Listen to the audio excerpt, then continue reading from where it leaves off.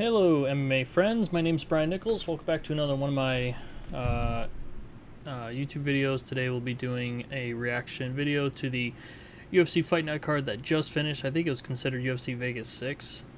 It took place today, August 8th, 2020, and it was main evented by Derrick Lewis versus Alexey Oleinik.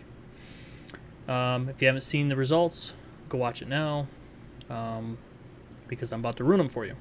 So let's jump right into it. I want to kind of get right through this stuff. Main event, we have Derrick Lewis defeating Alexey Oleinik in round 2. Only 21 seconds in of the second round. Damn, that I forget what they even called it. God, I should know what it's called. What Alexey Oleinik had. I think Paul Felder on the broadcast said it was some kind of judo hold. Derrick Lewis actually after the fight said that was actually pretty tight. He said he couldn't breathe, but Derrick Lewis just doing Derrick Lewis, man, finishing the fight with a knockout, and supposedly he has the most knockouts in UFC heavyweight history. I'd be interested in seeing what's overall, like, who has the most knockouts in UFC history, not just, a certain division. But it's hard to say what to do with Derrick. We have, of course, the next weekend, a week from today, we have the main event, UFC 254. Hold on, let me look.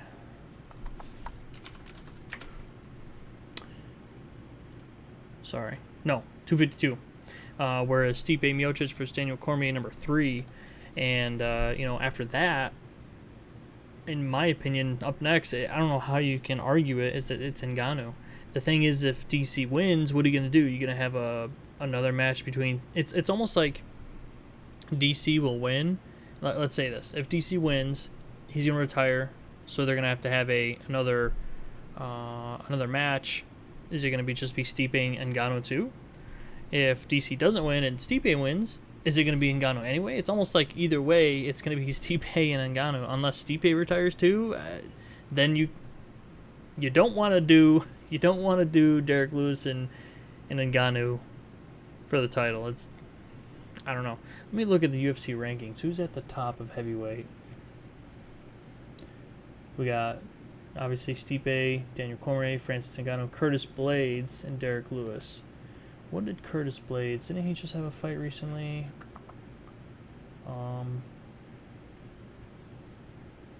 Says he had one set for June 20th, 2020 against Volkov. He won that, but I want to say he didn't look all that great. I want to say he got really tired. But anyways, yeah, so great fight by Derrick Lewis. It's kind of hard to say what really to do with him. Maybe you should take one more fight because we got... Granted, he's kind of lined up with that title. If they... You could almost like say... Let's see. Has Derrick Lewis ever fought Curtis Blaydes? Nope, he has not. So what you could do is you could do Stipe and Daniel Cormier next weekend. Either way, Ngannou gets the next shot, and then that same time when Ngannou's getting his shot, co-main or whatever on that same card could be Derrick Lewis fighting Curtis Blaydes, and whoever wins that gets the next shot of the title. There's my 2 cents. So great main event. It was fun. Heavyweights are always nice because it usually ends pretty quickly, so good fight. Derrick's wanting to lose more weight and get down to like 250. I mean, props to him. He says by December, so that'd be awesome. I'm sure all that extra weight off of him will help even more, in the heavyweight division, so looking forward to that. Co-main event, we have Chris Weidman defeating Omari Akhmedov. I want to say this. Chris Weidman, he didn't look like old Chris Weidman. But he didn't look like Chris Weidman in his most recent fights. He definitely looked like he's getting there. Like, it wasn't a fancy or spectacular performance, but it was a worksman performance in the cage against Omari. Like, that was a tiring fight, and I think the Chris did really well. It looked good. I think he'll have a number next to his name, kind of like what Paul Felder was saying. I know Chris is saying, you guys at the top, now that I have my full back beat, watch out. But I still think he needs a couple more fights before he gets to the top and takes on like Izzy. Even though he did beat Kelvin Gastelum, and Gastelum obviously gave Izzy a really good run for his money. But, yeah, Weidman looked good. So, great co-main event. And then the fight before that, Darren Stewart defeats Maki Pitolo. This fight was awesome. Pitolo, with the way he hits people, but Darren Stewart got that guillotine choke in round number 1. Dude, it looked good. It looked good. I always liked Darren Stewart. He's just such a nice guy. And, yeah, got another good win there, so good fight there. Fight before that, Yana Kunitskaya defeats Julija Stoliarenko. This one was kind of, I don't want to say hard to watch, but it was just up against the cage the whole time. I don't remember if the cornerman for Julija actually told her how to get out of the clinch against the cage. If they did, either she didn't listen or they didn't give her any instructions at all. What did they do during those 15 minutes when she was held up against cage? Were they not giving her instructions? It wasn't in English, so I didn't know.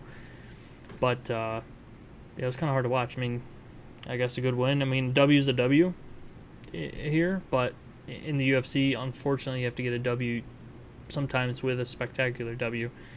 And that was not a spectacular W. It was just a W for Yana. Next fight, Beneil Dariush. Oh, boy. Round number 1. Beneil is on fire, dude.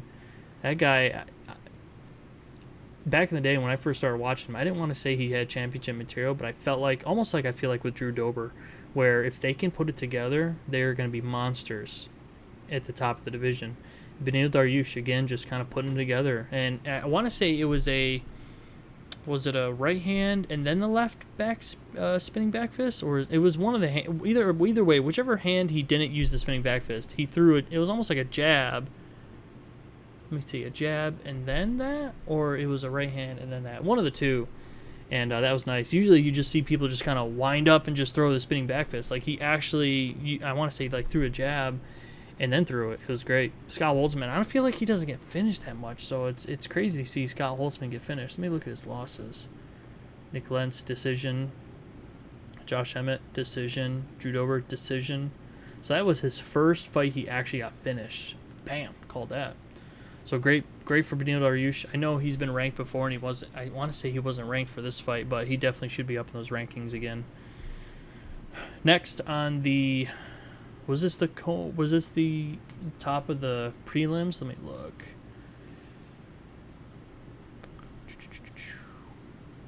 Yeah, top of the prelims.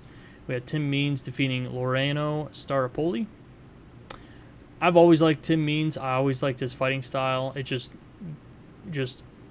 not the cleanest, but he almost like what the commentators say all the time. He takes a shot to land a shot. The dude lands a shot. And it's just always fun to watch him. Like, all his fights are crazy. Like, you can bring up those fighters in your head. Robbie Lawler, Connor, like those fighters where you're like, I got to see that fight because it's going to be crazy. So when I knew Dirty Bird was on the card, I was like, hell yeah, let's go. So great fight by Tim. I really would like to see him get a ranking, but I don't know. Let me look at Tim Means' record. He lost his last fight. Before that, he beat Thiago Alves. He lost to Nico Price. He lost to Sergio Moraes. He lost to Bilal Muhammad. The Brazilian cowboy, Alex Oliveira. So, he lost to Matt Brown way back in 2015. Damn, how long has he been in the UFC for? His first UFC fight. Wow. His first UFC fight was 2012. Wow. He lost. I think, yeah, he went to Legacy FC and then came back in UFC in 2014. He's been in the UFC since. Wow. But he's got a lot of losses recently, so no, give him a couple more fights. Well, that was an awesome fight. Fight before that, Kevin Holland defeating Jaquan Buckley. Jaquan had that fight a week before on LFA. I actually watched that fight. It was on Fight Pass. And I saw him when he got in the cage. The name didn't ring a bell. But when he got in the cage and he did this thing, I was like, that looks really familiar. And then when they said he had a fight a week before, I'm like, oh, I freaking watched him fight. But Kevin Holland did what Kevin Holland does. And he talked it up in the cage. And the dude, like, they talk about his cardio, but he was not moving that much. And I'm not saying, like, that's a bad thing. Like, that was a good thing. It was help conserve his cardio. If that's what he's got to do, he won the fight that way. So it worked out in his favor, and his striking just on point. Like, been able to take the forward pressure of Buckley. The dude looked good. So, great win for Kevin Holland. I want to see Buckley in there again. I think Paul Felder mentioned on the broadcast that Buckley can make 170. I think he definitely should. If you're fighting people at middleweight the size of Kevin Holland, like, the dude was way bigger. Not mass-wise, but height and length-wise. Like, Holland was just so much bigger. So, if Buckley can make 170 safely, I say go 170. Fight before that, we had Nasrat Haqparast. I'm always terrible at that last name. Nasrat will say. I know that dude. That dude actually, I every time I see him, I think of Kelvin Gastelum. I feel like he's him, just like a longer face, but almost the exact same. Granted, I'm terrible with faces, but I always see him and I see Kelvin Gastelum. It's weird. He defeated Alex Munoz. This was a good fight, even though it was a unanimous decision for Nasrat. It was a great fight, though. It was super entertaining. Fight before that, Andrew Sanchez going off, defeating Wellington Turman. And this was round number 1, 4 minutes and 14 seconds in. It was a back and forth at first, but Sanchez took over and just hit him with it. Was it a right cross? Yeah, it says right here, right cross to ground and pound. Sanchez looked good.